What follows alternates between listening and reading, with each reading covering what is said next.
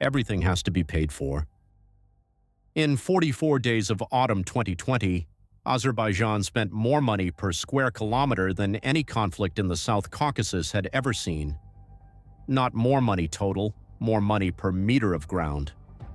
The Second Karabakh War wasn't just decisive, it was expensive in ways that redefined what decisive means. $25 billion for 11,000 square kilometers, $2.3 million per square kilometer. Compare that to the First Karabakh War of the 1990s, 6 years, roughly the same territory, less than $4 billion total. The math is simple. Fast wars cost more than slow ones when one side can afford speed. This is the economics of technological asymmetry, when preparation meets unpreparedness, when 15 years of investment face 30 years of stagnation, when Turkish Bayraktar drones at $5 million each hunt Soviet-era tanks worth less than the missiles that destroy them. The 2020 war wasn't won in 44 days. It was purchased over 15 years, one defense contract at a time. And Armenia paid too, just in a different currency: time, assumptions, lives. The 15-year invoice. They said oil money funds defense modernization. They got a military transformation that cost $24 billion between 2005 and 2020. According to CIPRI data, Azerbaijan's cumulative military expenditure from 2005 to 2019 exceeded $24 billion, not annual budgets, total accumulated spending over 15 years. The Stockholm International Peace Research Institute tracks this precisely: $1.2 billion in 2010, $1.7 billion in 2015, $2.3 billion in 2019. Every year between 4% and 5.2% of GDP directed toward a single objective: take back Karabakh. The spending wasn't random, it was surgical. Israel sold reconnaissance drones, loitering munitions, air defense systems. Between 2006 and 2019, Israeli arms sales to Azerbaijan totaled approximately $485 billion, more than Israel sold to India in the same period, according to Israeli export data. Turkey provided Bayraktar TB2 drones, training, tactical coordination. Cost per TB2, roughly $5 million. Azerbaijan purchased at least 50 units before 2020. Do the math. $250 million for drones alone, not counting maintenance, operations, infrastructure, satellite links. But the real cost wasn't hardware, it was the transformation of a conscript force into a professional military. Training exercises with Turkey, NATO interoperability standards, command and control systems purchased from Israel, secure communications networks, every soldier equipped not with Soviet rifles but with modern small arms, every tank crew trained on combined arms doctrine, not Soviet parade ground formations. This costs money, sustained, compounding investments over years. The World Bank estimates Azerbaijan invested approximately $1.8 billion specifically in military infrastructure and training between 2015 and 2020 alone. Armenia spent less, far less. CIPRI figures show Armenian military expenditure from 2005 to 2019 totaling approximately $10 billion, less than half Azerbaijan's spending. More critically, Armenia's spending was maintenance, not transformation. Old equipment kept functional, conscript rotations continued, no significant modernization programs, no drone procurement, no Turkish or Israeli partnerships. The assumption, defensive positions in mountains, Russian security guarantees, and the status quo would hold. They said, defensible terrain compensates for technological gaps. They got terrain that stopped infantry but not drones. The 44-day price tag. The war began September 27, 2020. It ended November 9, 2020. In those 44 days, Azerbaijan expended an estimated $1.2 billion to $1.5 billion in direct operational costs, according to analysis by the International Crisis Group and Caucasus regional military analysts. This includes ammunition expenditure. Azerbaijan fired thousands of artillery shells, rockets, precision-guided munitions. Each Harop loitering munition costs approximately $250,000. Each Lora ballistic missile, $3 million. Estimates suggest Azerbaijan used at least 100 loitering munitions and dozens of ballistic missiles. Ammunition costs alone exceeded $400 million. Drone operations. Each TB2 sortie costs approximately $10,000 to $15,000 in fuel, maintenance, and munitions. Azerbaijan flew an estimated 400 to 500 combat sorties. TB2 losses, at least 9 confirmed destroyed, possibly up to 15.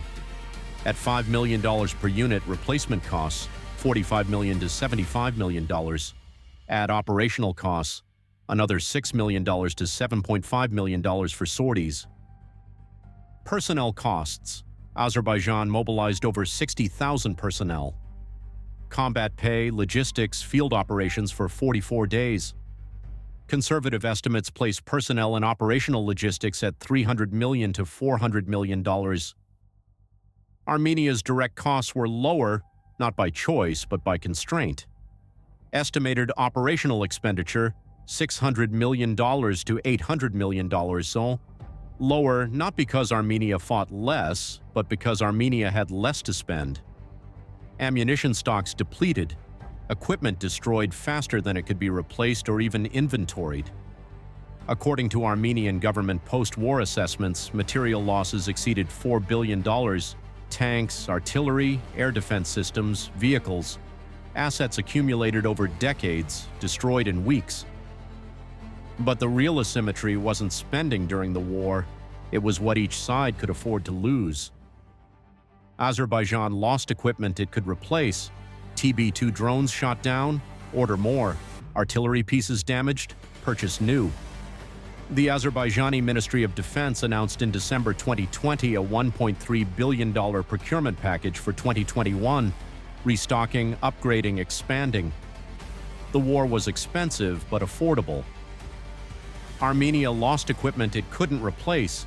Every tank destroyed, gone. Every S-300 air defense system damaged, irreplaceable without Russian subsidies that weren't coming.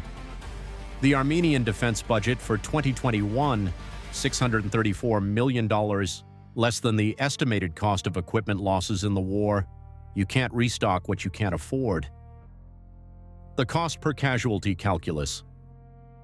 Wars are measured in lives, but lives are also measured in costs, cold, unsentimental calculations that military planners make whether we acknowledge them or not. Azerbaijan, approximately 2,900 military deaths, according to official Azerbaijani figures released in 2021. Armenian casualties, approximately 3,800 military deaths per Armenian government data. Civilian casualties on both sides, fewer than 200 total. Cost per military death for Azerbaijan, approximately $430,000 to $520,000. This isn't the value of life, it's operational cost per fatality, the share of $1.2 billion to $1.5 billion divided by casualties. Compared to the First Karabakh War, approximately $175,000 per military death in inflation-adjusted dollars. Modern war is more expensive per soldier because modern war uses technology to substitute firepower for infantry. Armenia's cost per military death, approximately $160,000 to $210,000. Lower because Armenia spent less total. But this ratio reveals the strategy difference. Azerbaijan spent money to minimize casualties through standoff weapons, drones, artillery, precision strikes. Armenia spent lives because it lacked the technology to do otherwise. Defensive positions overrun not by advancing infantry but by Turkish TB2s circling at 18,000 feet, beyond the range of Armenian air defenses. The Human Rights Watch post-conflict report noted Armenian soldiers often had no warning before drone strikes, no radar signature, no engine noise at that altitude, just sudden explosions. The technological gap translated directly into casualty asymmetry. The reconstruction bill that never comes. They said international community will fund reconstruction. They got a victor that doesn't need aid and a loser that won't receive it. Here's where Karabakh diverges from Gaza, from Syria, from Yemen. There is no $40 billion reconstruction cycle. There is no donor conference. There is no UN appeal.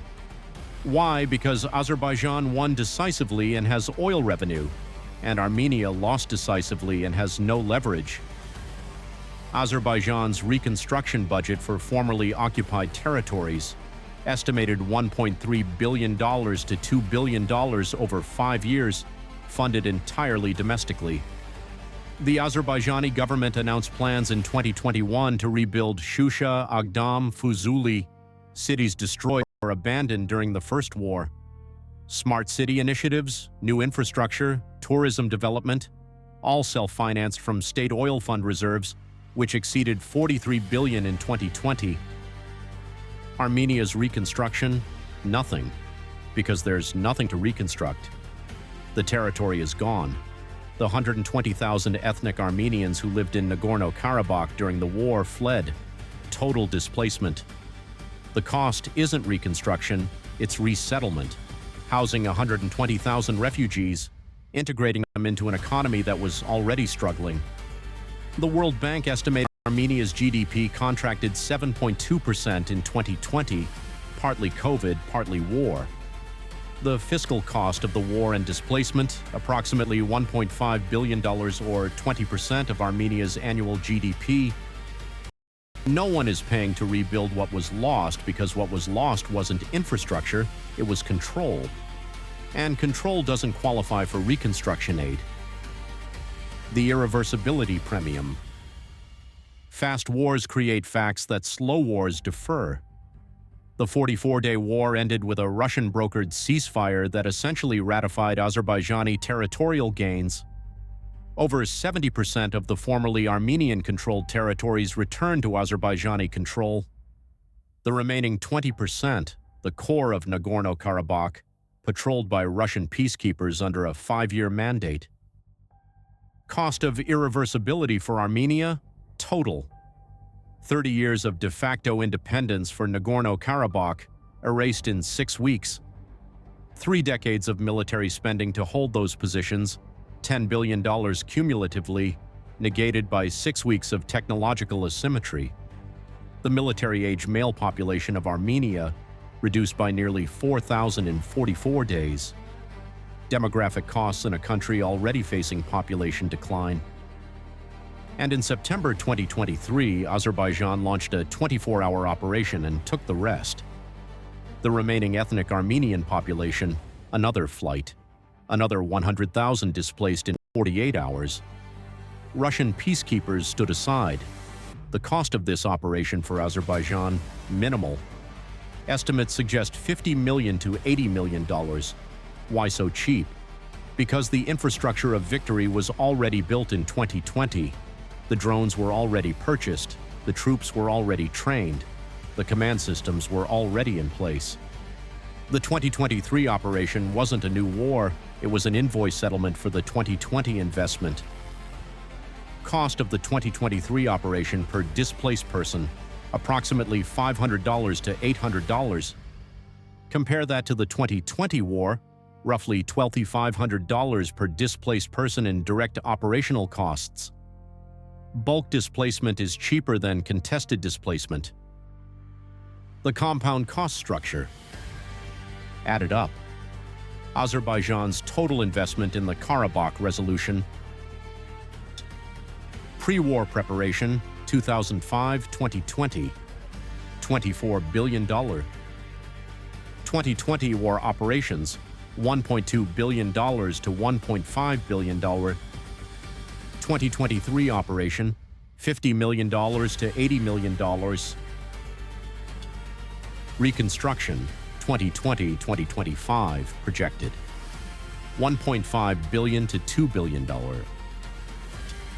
Total, approximately $27 billion to $28 billion over 20 years.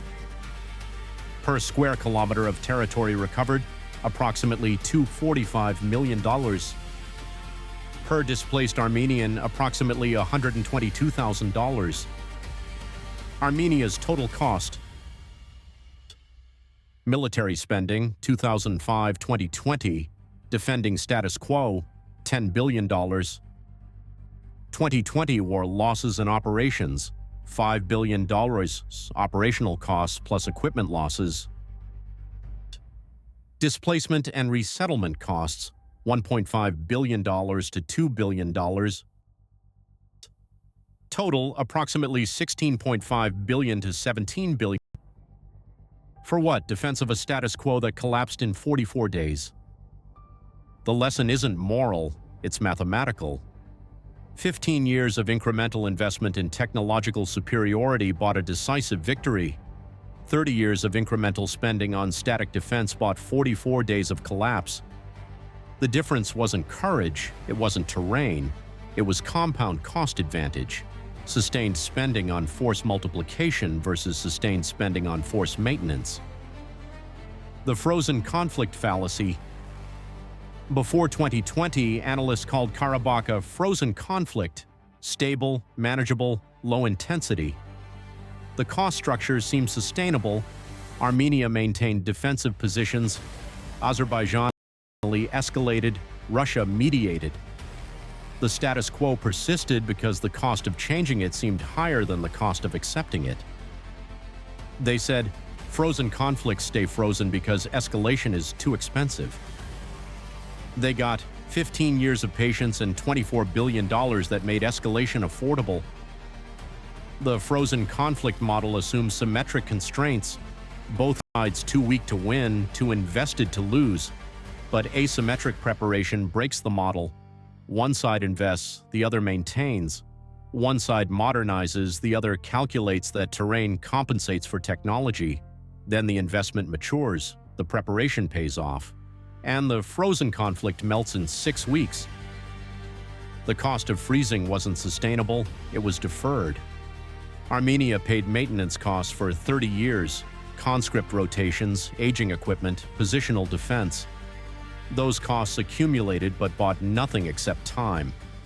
Azerbaijan paid transformation costs for 15 years, drones, training, coordination, professionalization. Those costs accumulated and bought capability. When the thaw came, capability won. The final accounting. Everything has to be paid for. Azerbaijan paid up front. 15 years of oil revenue directed toward a single objective. Billions in Israeli drones, Turkish coordination, NATO standards, professional forces. The war was expensive before it started, but the expense was planned, budgeted, sustained, and it worked. $27 billion over 20 years bought control of 11,000 square kilometers and the displacement of 220,000 people. Cold calculation, cold execution. Armenia paid on credit. Decades of assumptions that terrain, determination, and Russian backing would suffice. The bill came due in autumn 2020, and the currency was territory, lives, and displacement. The cost wasn't unpredictable, it was unaffordable when it arrived. This is the price of technological asymmetry, the cost of fast wars versus slow wars, the expense of decisive victory versus protracted stalemate. Modern conflict isn't cheaper because it's shorter, it's more expensive per day, per kilometer, per casualty, but it's affordable if you've invested in the force multipliers that make speed possible. Drones, precision munitions, professional coordination. These don't reduce costs, they concentrate them and concentrate outcomes. The Karabakh war cost $25 billion in 44 days because 15 years of preparation allowed 44 days to be enough.